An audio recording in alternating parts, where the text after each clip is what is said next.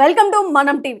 తాజాగా మనం చూస్తున్నాము, భర్త భార్యని ముక్కలు ముక్కలుగా నరికి కుక్కర్లో ఉడికించి మరీ చంపిన భర్త. ఇతను మనిషా మరి ఇంకేంటా? ఒక మృగం కంటే కూడా మరి దారుణంగా ఘోరంగా ప్రవర్తించిన ఒక భర్త, ఒక మనిషి గురుమూర్తి అనే వ్యక్తి మీరుపేటలో ఇవాళ మనం చూస్తున్నాము. ఒక వ్యక్తి ఆర్మీలో పనిచేసి వచ్చిన తర్వాత అతను రిటైర్ అయిపోయి కూడా ఉన్న వ్యక్తి. అతను ఏది చదువు సంధ్య లేని ఒక అమాయకుడు కూడా కాదు. ఒక ఆర్మీలో ఉంటూ ఇంత ఘోరానికి ఎలా పాల్పడ్డాడు? గురుమూర్తి అనే వ్యక్తి 11 సంవత్సరాల క్రితం వివాహం జరిగింది. మరి ఆయనకి 2 సంతానాలు కూడా ఉన్నాయి. ఒక అమ్మాయి, ఒక అబ్బాయి కూడా ఉన్నారు. ఇంత మంచి కుటుంబం, పిల్లలతో ఉండాల్సిన ఒక వ్యక్తి భార్యపై ఒక అనుమానంతో ఇంత దారుణానికి పాల్పడ్డాడు. అసలు ఎక్కడా కూడా పోలీసులకి ఆధారాలు దొరకకుండా ఇంత దారుణం జరిగింది. మరి గురుమూర్తి అనే వ్యక్తి భార్యపై ఎందుకు అనుమానించబడి జరిగింది? 13న గురుమూర్తికి తన భార్యకి గొడవ జరిగింది. దాని తర్వాత ఒక 2-3 రోజుల్లోనే ఈ విషయం వాళ్ళ అత్తమామలకి చెప్పడం జరిగింది. కానీ నిజానికి ఈ 3 రోజులు ఏదైతే ఉందో అప్పటికే భార్యని చంపేసినట్టుగా మనకు వెలుగులోకి వచ్చింది. మరి వాళ్ళ అత్తమామలతో కూడా ఈ నెల జనవరి 18వ తారీఖున అత్తమామలతో గురుమూర్తి కూడా కలిసి పోలీస్ స్టేషన్కి వెళ్ళి కంప్లైంట్ ఇవ్వడానికి గురుమూర్తి వాళ్ళ అత్తమామలతో కూడా వెళ్ళాడు. అంటే ఇక్కడ చూడాలి, 13న గొడవైన సంగతి వాళ్ళ అత్తమామలకి కూడా పండగ తర్వాత చెప్పడం జరిగింది. అంటే మీ కూతురు నాతో గొడవపడి ఇంట్లో నుంచి వెళ్ళిపోయింది అంటూ కూడా గురుమూర్తి తన తల్లిదండ్రులకి కూడా ఫోన్ చేసి చెప్పడం జరిగింది. అంటే ఈ సంక్రాంతి తర్వాత వెతికిన తర్వాత కూడా ఎక్కడా కూడా తను బయటికి వెళ్ళినట్టు కూడా కనిపించలేదు పోలీసులకి. మరి తల్లిదండ్రులు ఎక్కడికి వెళ్ళింది అంటూ కూడా పోలీసులకి ఫిర్యాదు చేసిన తర్వాత మామలతో గురుమూర్తి కూడా వెళ్ళడం జరిగింది. కాబట్టి అక్కడ పోలీసులు ఫస్ట్ ఎవరిని అనుమానించాలనేది కూడా వాళ్ళకి తేల్చలేకపోయారు. అసలు ఎలా జరిగింది? ఎందుకంటే ముఖ్యంగా పోలీసులు ఏది గమనించుకున్నారంటే, అతను ఏ ఆధారాలు దొరకకుండా కూడా గురుమూర్తి అనే వ్యక్తి చాలా చాలా పగడ్బందీగా ప్లాన్ చేయడం జరిగింది. ఈ ముక్కలుగా నరకడానికి అతను బయట కొట్టులో, చికెన్ కొట్టుకు మనం వెళ్తే చూస్తూ ఉంటాము, చికెన్ ముక్కలు చేసి ఒక మొద్దు కూడా ఉంటుంది. అలాంటి ఒక మొద్దుపై తన భార్యని ముక్కలుగా నరికాడు.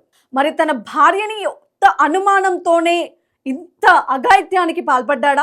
మరి ఇప్పుడు 18 తారీఖున ఏదైతే ఫిర్యాదు చేశారో పోలీసులు దాని తర్వాత విచారించడం మొదలుపెట్టినప్పటికీ కూడా వాళ్ళకి ఎక్కడ చూసిన ఆధారాలు దొరకని పరిస్థితి. ఫస్ట్ ఎవరిని అనుమానించాలి? అసలు ఏం జరిగింది? బ్రతికుందా, చనిపోయిందా, ఎక్కడికి వెళ్ళింది, హత్య అనేది కూడా తేల్చలేని పరిస్థితి. మొట్టమొదటిగా పోలీసులు ఇన్వెస్టిగేషన్లో తన ఫోన్ని ట్రేస్ చేయడం చూశారు. అంటే ఫోన్ని తన లొకేషన్ ఎక్కడుంది అనేది కూడా వాళ్ళు గమనించారు. సరే, ఇక్కడ ఇదంతా చూసుకుంటే గురుమూర్తి అనే వ్యక్తి 2 ఆధారాలతో బయటపడ్డాడు. అంటే మనం మొదటిది, తన భార్య యొక్క ఫోన్ నంబర్ని ట్రేస్ చేసి చూడగా తన యొక్క లొకేషన్ 13వ తారీఖు నుంచి కూడా అదే ఇంట్లో ఉన్నట్టుగా కనిపిస్తుంది. మరి రెండవది చూసుకుంటే, ఏదైతే తన భార్యని నరికి తను కుక్కర్లో ఉడికించే కంటే ముందు కూడా తను రిహార్సల్స్ కూడా చేయడం జరిగింది. అంటే కుక్కని కూడా నరికి అదే విధంగా ఇలా చేస్తే ఎలా ఉంటుంది అనేది కొన్ని రిహార్సల్ కూడా చేసుకొని మరీ తన భార్యని ఇలా నరికి చంపడం జరిగింది. మరి ఈ నరికిన తర్వాత ఇంట్లో కూడా ఎక్కడ రక్తపు మరకలు కూడా దొరకకుండా జాగ్రత్త పడ్డాడు గురుమూర్తి. మరి తన భార్యని చంపి ఈ యొక్క కుక్కర్లో ఉడికించిన తర్వాత ఎండలో పెట్టి మరీ పొడి చేశాడు. పొడి చేసిన ఆ ముక్కల్ని చెరువులో పడేశాడు. ఈ చెరువులో పడేసిన తర్వాత అతను ఏమీ తెలియనట్టుగా నటించడం జరిగింది.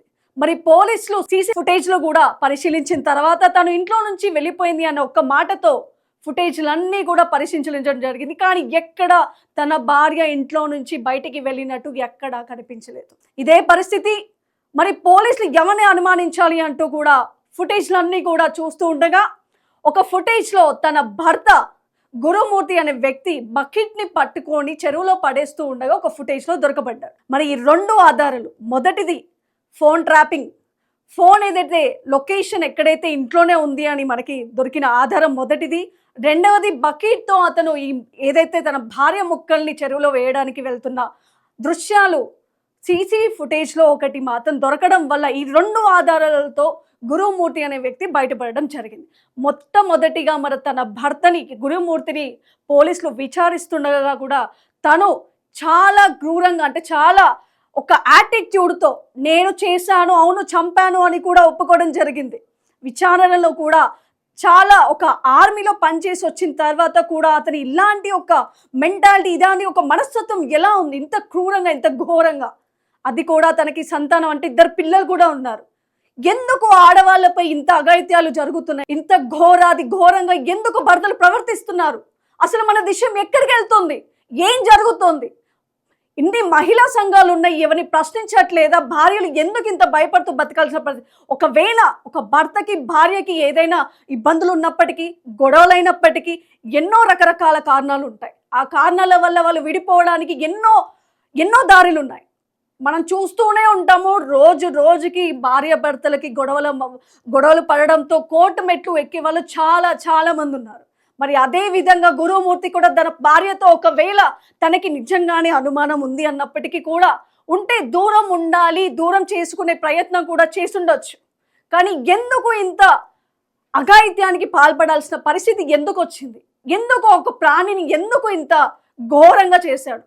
అసలు గురుమూర్తి ఇంత దారుణంగా చేయాలి అంటే, ఇంత దారుణంగా హత్య చేసే ఒక మెంటాలిటీ అతనికి ఎక్కడి నుంచి వచ్చింది? ఈ హత్యకి ముందు కూడా గురుమూర్తి అనే వ్యక్తి అసలు ఆర్మీలో కూడా వాళ్ళకంటూ చాలా నాలెడ్జ్ కూడా ఉంటుంది. ఎందుకంటే ఆర్మీలో మనం చూస్తూనే ఉంటాము, ప్రతి ఒక్క మెంటాలిటీ అంటే ఇలాంటి ఒక క్రైమ్ సంబంధించి కొన్ని నాలెడ్జ్ కూడా వాళ్ళు సేకరిస్తూ ఉంటారు. అదేవిధంగా గురుమూర్తి అనే వ్యక్తి కూడా తన భార్యని చంపే కంటే ముందు కూడా దొరకకుండా ఉండడానికి కొన్ని ఎంక్వైరీలు కూడా చేయడం జరిగింది. అంటే కొన్ని వీడియోస్ కూడా చూసి మరీ ఎక్కడ కూడా ఆధారం లేకుండా దొరకకుండా ప్రయత్నించాడు. మరి పోలీసులకి కూడా ఇది చాలా పెద్ద టాస్క్గా మారిందనే చెప్పుకోవాలి. భార్యలు ఎందుకు భయపడాల్సిన పరిస్థితి వస్తోంది? భర్తలు అనుమానం అనే వ్యక్తంతో భార్యలపై ఎందుకు ఇంత సంఘటన, ఎందుకు ఇంత దారుణానికి పాల్పడుతున్నారు? ఆడవాళ్ళు నిజంగా చాలా జాగ్రత్తగా ఉండాలి. నిజంగా పెద్దలతో ఒక ఇంట్లో కుటుంబంతో ఉండి కూడా పెద్దలతో కలిసి ఉన్నా కూడా కొంతమంది భర్తలు ఎందుకు ఉమ్మడి కుటుంబంలో ఉంచుకోవట్లేదు? ఎందుకు బయటకు వెళ్ళి మరీ సపరేట్ అవుతున్నారు? వాళ్ళు అలా ఉన్నప్పుడు వాళ్ళిద్దరి మధ్య ఎందుకు గొడవలు జరుగుతున్నాయి? ఆ గొడవలు ఏదైతే వ్యక్తిగతంగా వాళ్ళిద్దరూ ఉంటున్న పరిస్థితిలో మాత్రమే ఇలాంటివి ఎక్కువగా వెలుగులోకి వస్తున్నాయి. ఎందుకు మన దేశంలో ఇలాంటి పరిస్థితి నెలకొంటుంది? దీన్ని ప్రశ్నించే ఒక హక్కు మహిళా సంఘాలకి మాత్రమే ఉంది. ఇలాంటిది మళ్ళీ జరగకుండా ఆపాలి అంటే ప్రభుత్వం కూడా ముందడుగు వేసి, మహిళా సంఘాలు కూడా ముందడుగు వేసి ప్రతి ఒక్క భర్తకి ఒక గుణపాఠం నేర్పించాలనుకుంటున్నాను.